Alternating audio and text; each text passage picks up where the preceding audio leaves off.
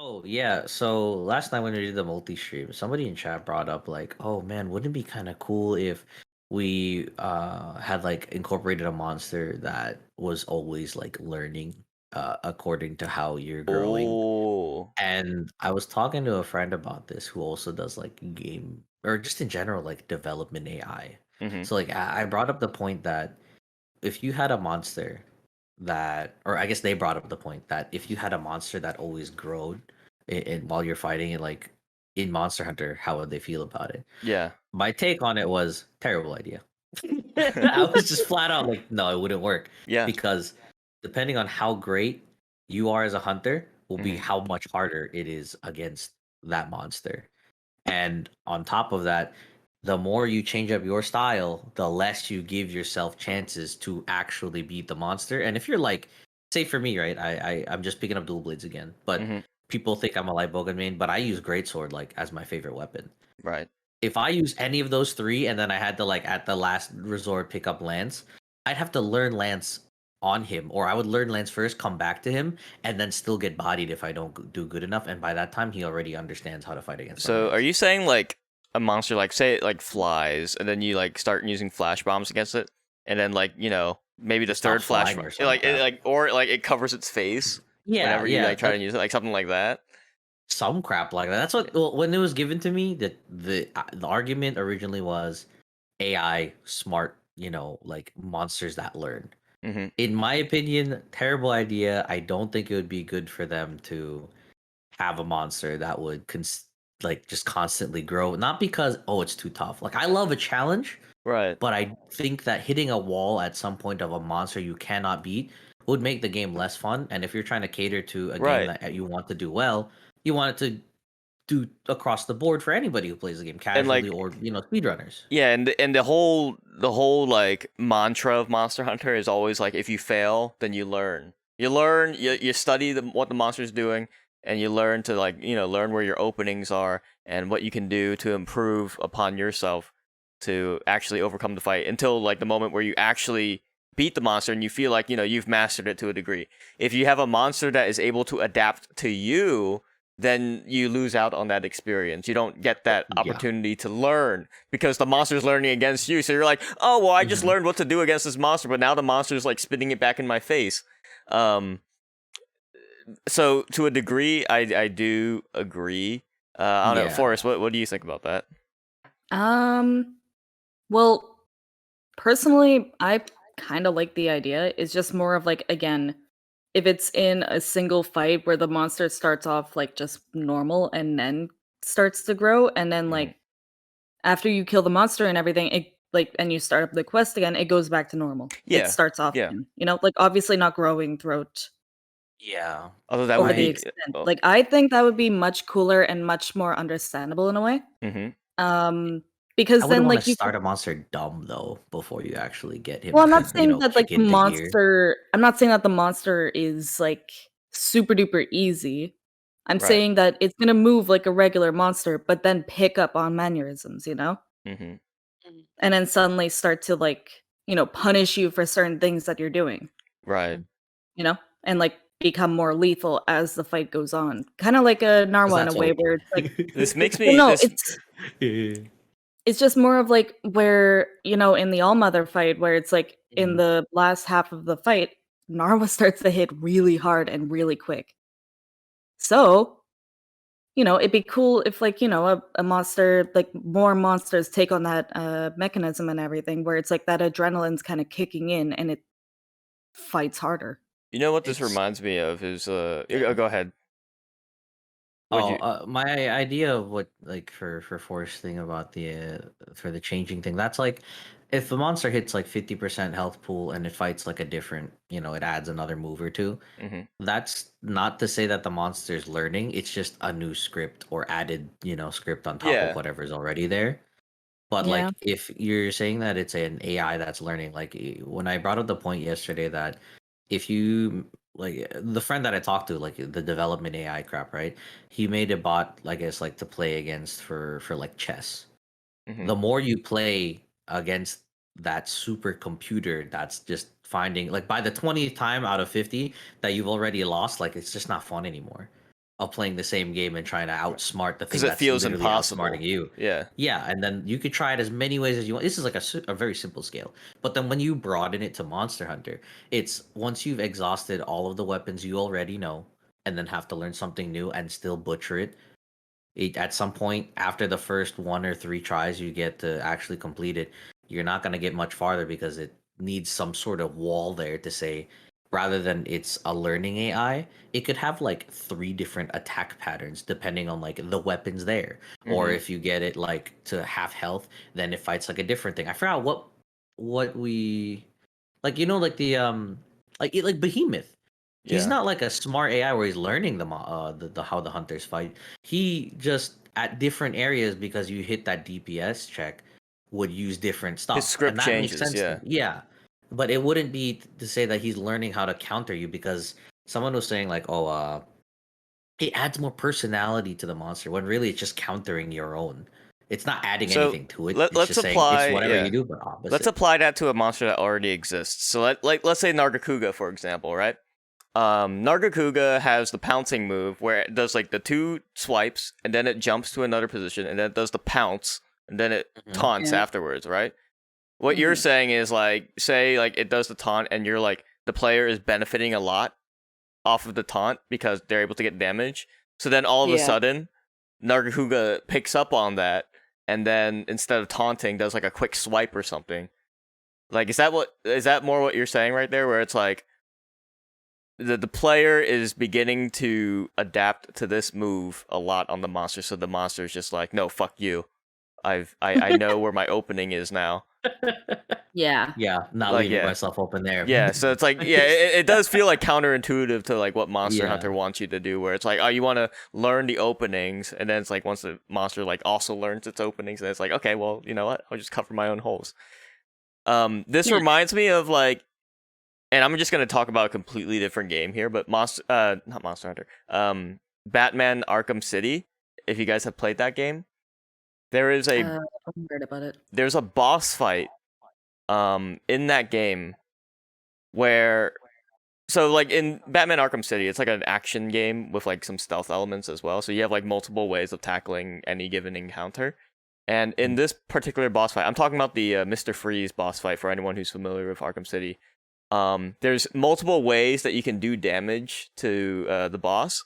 So like you can do things like hiding under the grate and then surprising him and then punching him, or like breaking a power box to make it electrify him, or coming at him from above. Every time you do one of those maneuvers, he then like accounts for it the next time. So you can't do the same thing twice. So like for example, if you do the grate takedown from like underneath him, then after you do that grate takedown, he'll like freeze all the grates around him so that you can't do that again. Yeah.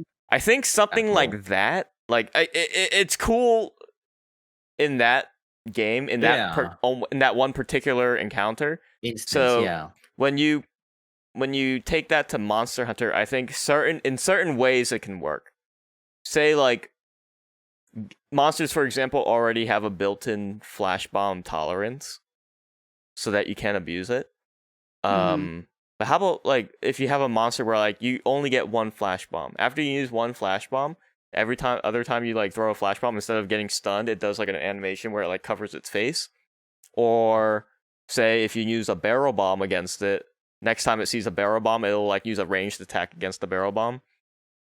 So you do get a freebie. You do get a freebie like a few times. Just killed you. Yeah. That would be so cool. You do get a freebie against it once with like any given like method. I'm not talking about like benefiting from damage off of it. I'm talking about like using tools. So you can't abuse a tool. So like let's say like you use a shock trap against it and then it gets shock trapped. Okay. Next time you set down a shock trap, it uses a ranged attack to like destroy the shock trap instead, because now it knows what that does. Never go around it. Yeah, or that, you know. Just literally looks at it and just goes, "No, I'm going over here." Yeah.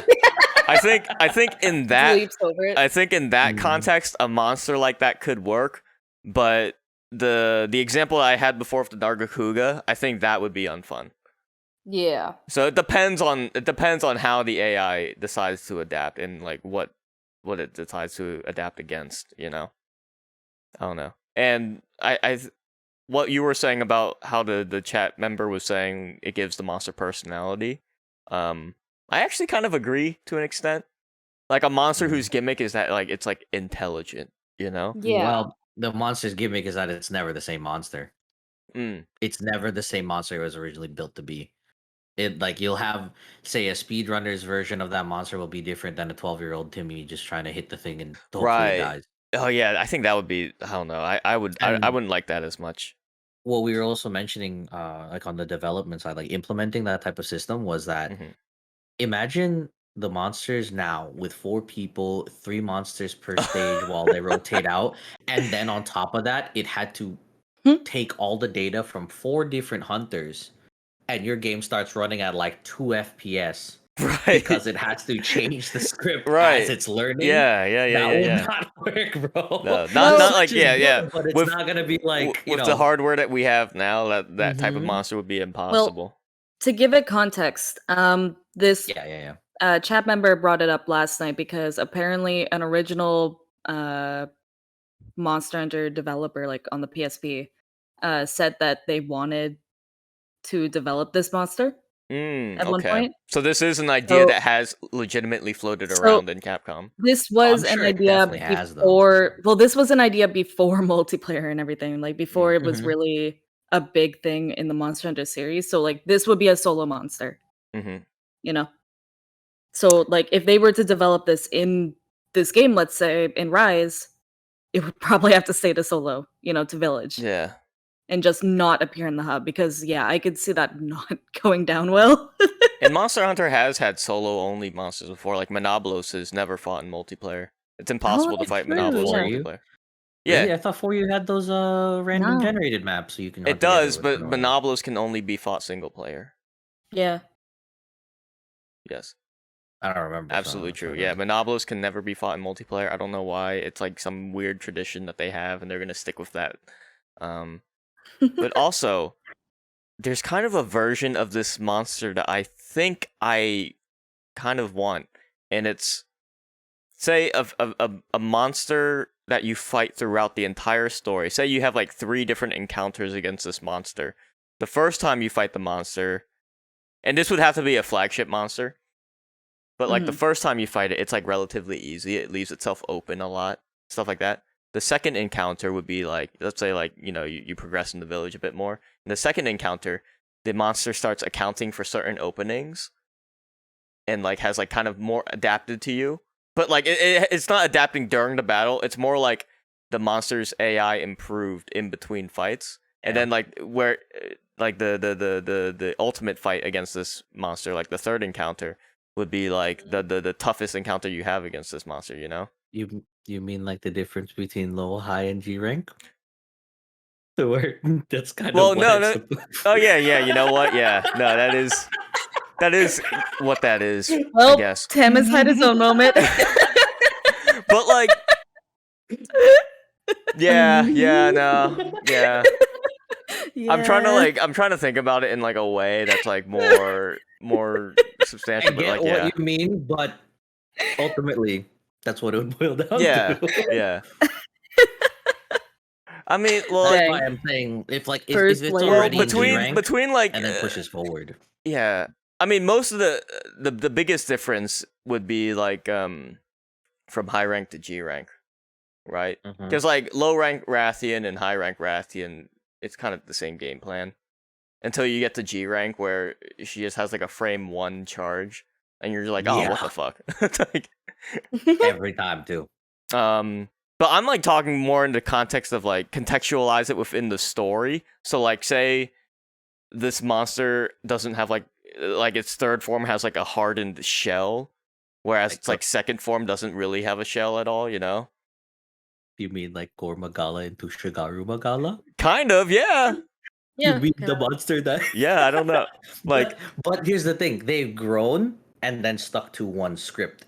It's in this one bubble, right? yeah. But we're talking about, say, if a G rank monster, well, I guess high rank for now, but if a high rank monster within Rise continued to grow, so like we also had this argument that I'm gonna pause on that idea that in GU, they brought up the EX as being like the pinnacle of whatever, and those were really tough challenges, but they were still within the same bubble, right?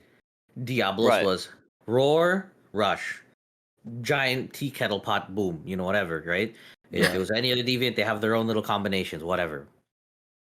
When you go to Rise and you're saying, oh, hey, for this specific type of fight, which I would imagine would be in an arena either way.